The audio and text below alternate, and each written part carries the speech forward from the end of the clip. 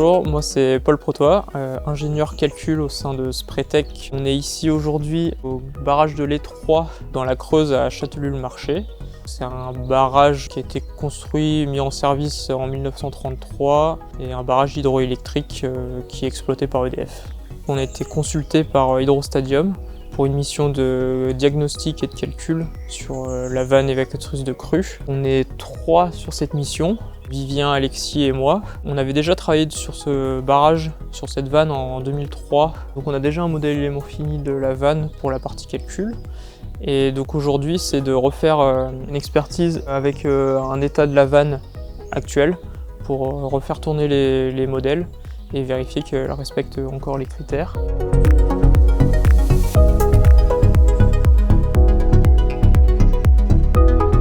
Là, Vivien est en train de faire des prises de mesure d'épaisseur sur le tablier de la vanne, donc voir s'il n'y a pas eu de corrosion et d'érosion du tablier.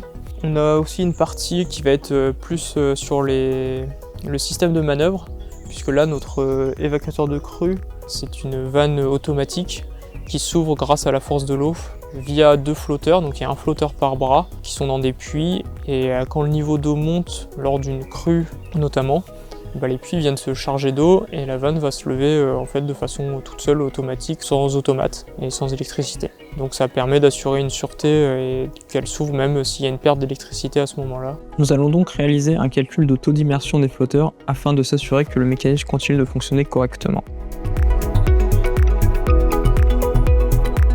Pour les conditions d'intervention, le niveau d'eau a été abaissé par EDF. Donc là, on a le seuil qui est hors d'eau. On a la possibilité de manœuvrer la vanne, mais dans tous les cas, on doit intervenir sur corde. Spretech a les capacités de faire ce type de mission, avec notamment Alexis qui est cordiste. C'est un avantage d'être ingénieur et de pouvoir réaliser ce type d'intervention par rapport à un cordiste simple, puisqu'on analyse en fait directement ce qu'on voit sur la vanne et on n'a pas juste des photos et après à faire notre interprétation. On peut aussi faire plus de choix sur les angles de prise de vue, donc on a une meilleure analyse et on est plus souple lors de l'intervention puisqu'on peut faire des nouvelles choses qu'on n'avait peut-être pas prévues et en allant sur site on voit ce qui se passe. Et donc l'avantage d'être cordiste et ingénieur, c'est de pouvoir déjà avoir un œil critique lors de la mission et de bien visualiser le milieu environnant. On se retrouve aujourd'hui dans les bureaux de Spretech pour faire la suite de notre mission de diagnostic et de calcul. Tout d'abord, on a pu constater que les préconisations qu'on avait faites en 2003 avaient bien été mises en place sur la vanne. La note de calcul n'a pas montré de gros dépassements et de problèmes structurels sur la vanne. Ensuite, avec les mesures d'épaisseur, on a pu faire des modifications dans le modèle élément fini et on a constaté que ces pertes d'épaisseur-là n'engendraient pas de problème sur la résistance du bordé. Enfin, notre étude sur les efforts de levage n'a décelé aucun problème.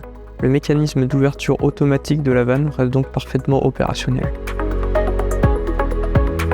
Ces missions de diagnostic et de calcul s'inscrivent dans le cadre de la maintenance des organes de ventellerie et des barrages en France et donc permettent la bonne exploitation des barrages et aussi pour certains de la production d'hydroélectricité en France.